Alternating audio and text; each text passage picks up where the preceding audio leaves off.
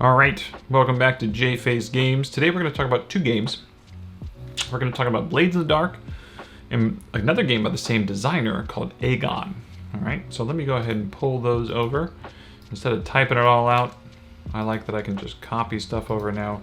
So I did a little pre-work in advance. So for those of you who don't know what we're doing, I'm building an RPG system. I'm going through a bunch of other RPGs to get an idea of what those RPGs do. What are some cool mechanics they have? How does that actually influence me? How can we then use those to our advantage, aka steal some of the ideas? Borrow, let's say borrow.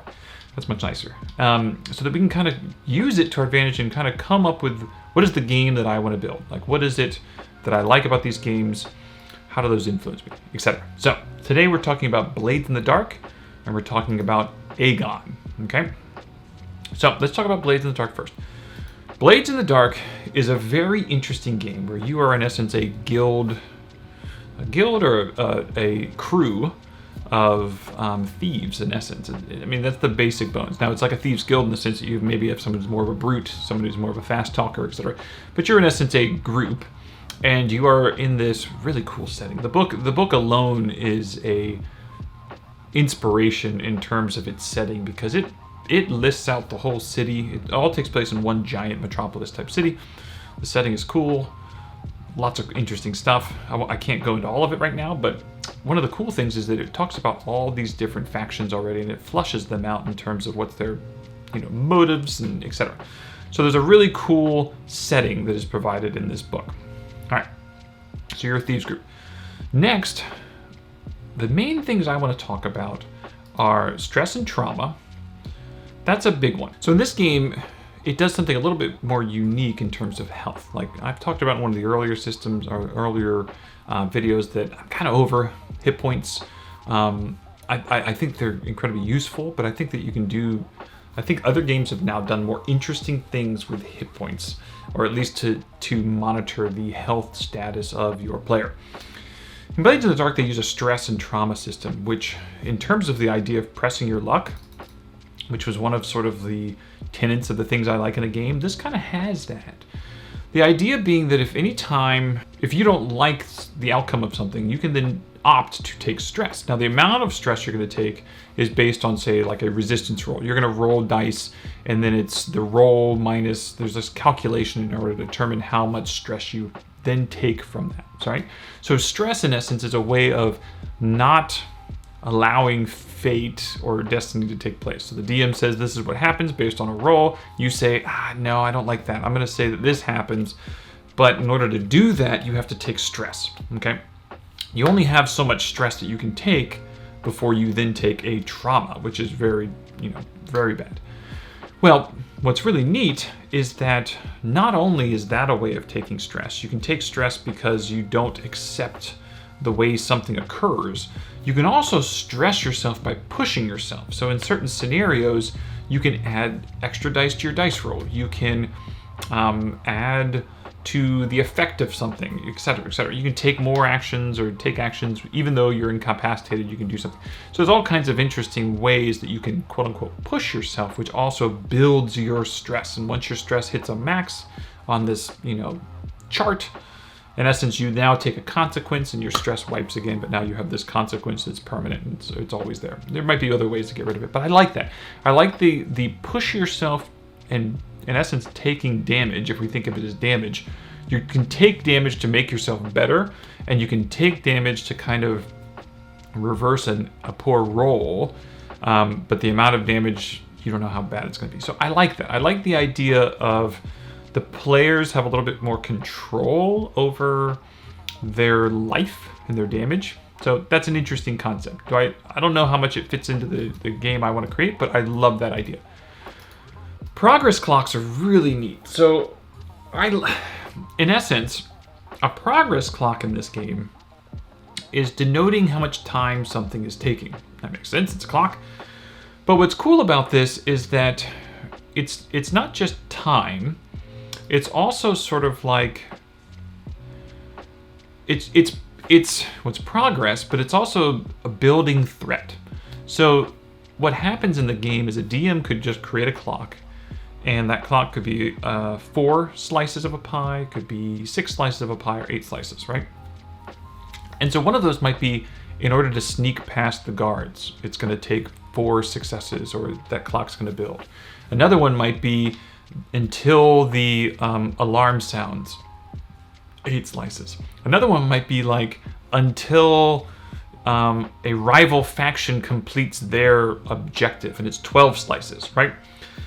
And what happens in this game is that when you're playing, and I can only imagine how cool it would be in an actual live session, but there might be like 6 or 7 or 8 of these clocks out there at a time, right? And so it's a physical representation to the players as how are things moving in the world, either in a micro setting or a macro setting.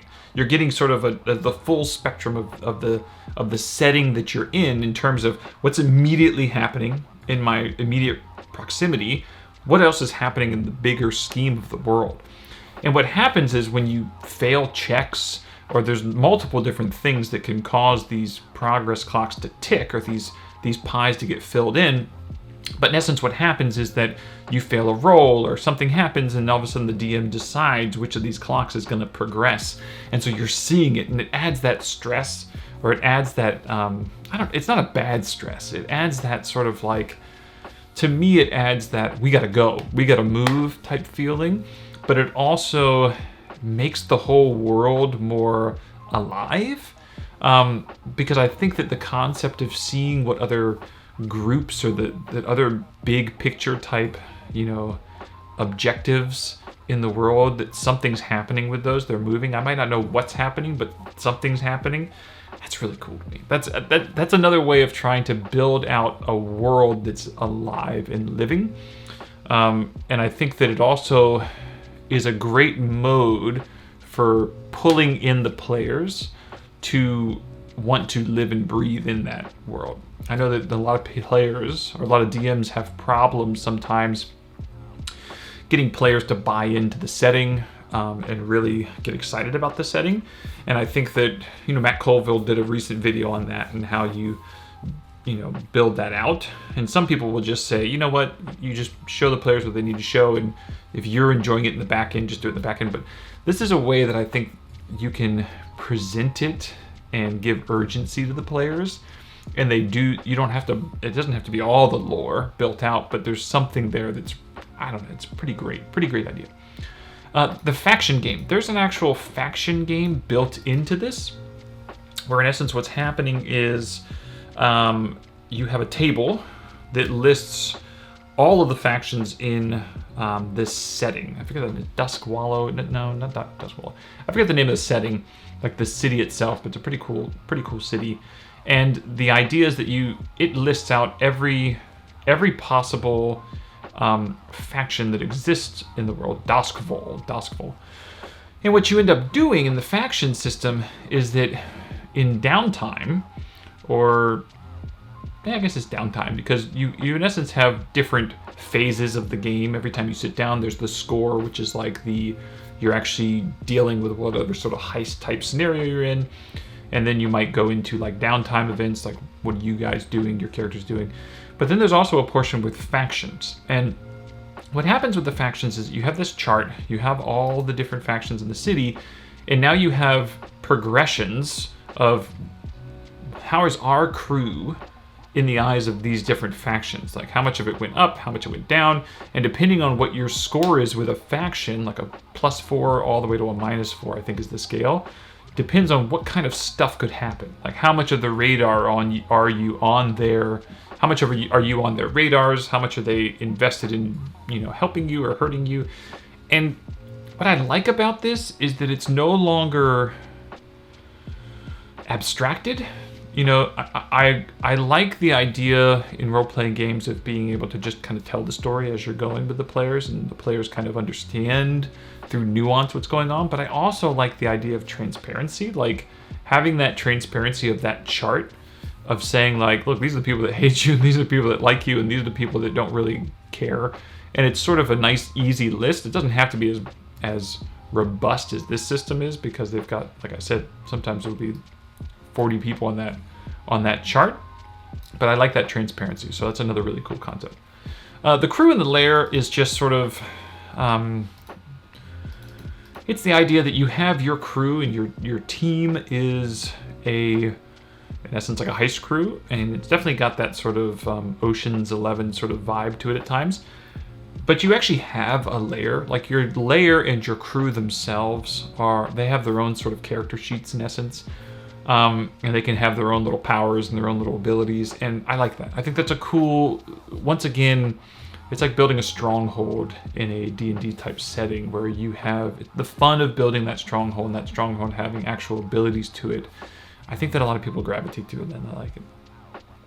All right, the other game this designer designed is Agon. Now, Agon is an interesting game because it is, it's in essence the Odyssey.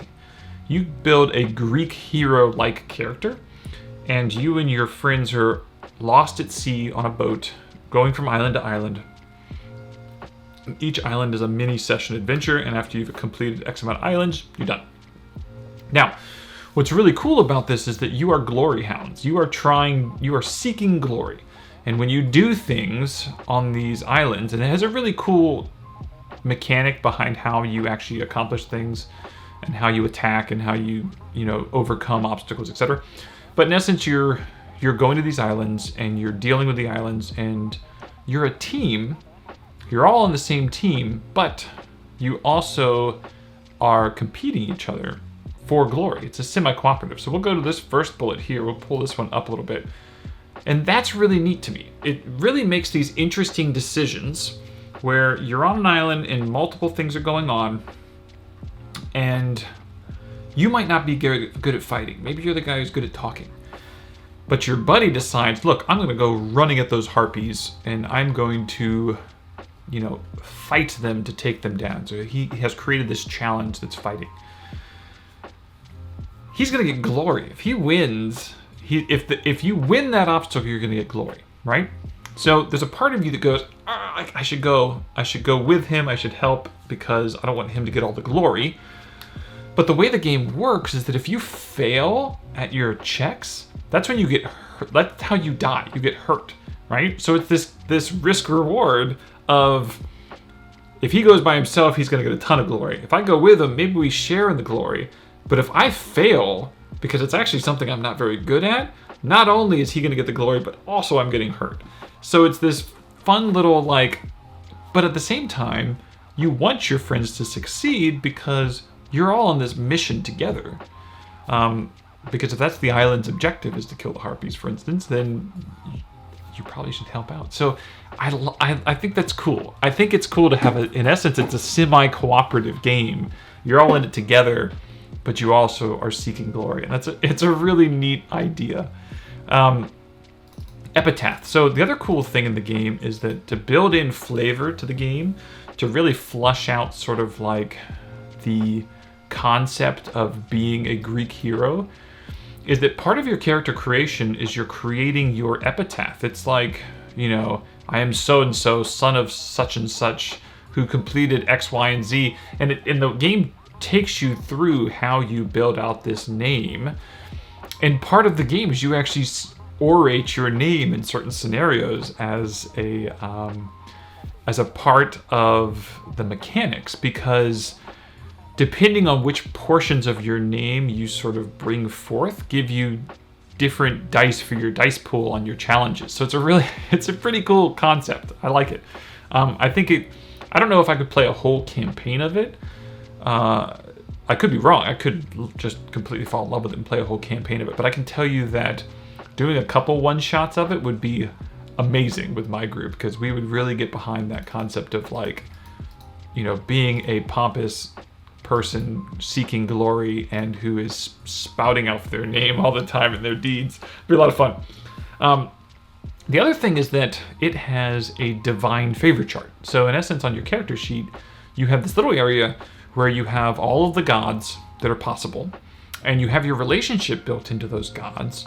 And not only do you have your relationship, but if you have certain relationships with certain gods, depending on your relationship, level, you can then invoke divine favor from them. And in essence, once again, the game is about building these dice pools that you're rolling for your challenge, and part of that dice pool is like your epitaph, your name. Part of it is bringing in divine favor, etc. And that's a limited resource, the divine favor. You can run out of it in essence, so you have to choose when you want to invoke that. But what I love about this system is I'm a huge nerd when it comes to Greek mythology and Roman mythology. I really like those systems. I really like Dragonlance and even their other book, the Bone Dragons, even though there's, for those who've read that series, Skyland, that first book is painful to go through with the protagonist. But what I love about those books and what I love about Greek mythology, Roman mythology, is how invested and how involved the gods are with the main protagonists and characters, and how the gods are flawed. They're not perfect.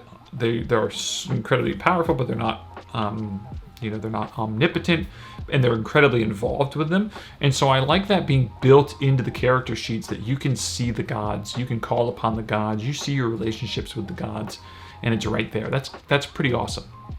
The final thing I have in here is just that if you've ever played, if you have ever DM'd, there's a lot of sort of different methods for building out a campaign, or at least a one-shot. There's like the 5-beat dungeon you'll hear, or the 1-2-1, encounter or setup or whatever it is. So there's these different sort of like frameworks that you can build a session off of. Well, this game already has that built in, and it does it in spades. Like, you could pick up this Agon book, almost like Blades in the Dark. Whereas Blades in the Dark, it's a perfect setting already built out for you. Agon, what he's done is he's already created all the quests. So if you can create more, go for it. But in essence, there is in the back of the book, there's like, I don't know, 20, 25, 30 islands already pre-made. And the whole game is every time you go to an island, that's in essence a one-shot. But he's broken it down into, the island has, in essence, 5 encounters. You have the arrival, which is sort of like the, what's the setup, what's the intro. And then it has different trials, which are different things you can do to progress the story. And then finally there is the culmination of your efforts in the battle, which it doesn't have to be a physical battle, but it's like, depending on what you did in the trials is then going to act on the battle. And so it's a nice little framework, and they have little diagrams for how you progress, to help the DM sort of understand what's going on the island.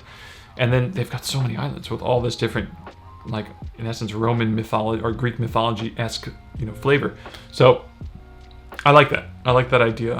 I probably want to try and take some of those ideas to help DMs build out encounters.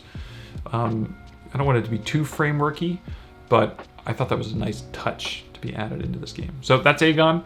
Hopefully you guys enjoyed this video. Please subscribe, hit the little bell so you know when more come. We've got maybe 3 more RPGs, and then I might do 1 video on board games, and then I'm going to get really into designing this thing. So that's it for now, guys. See ya.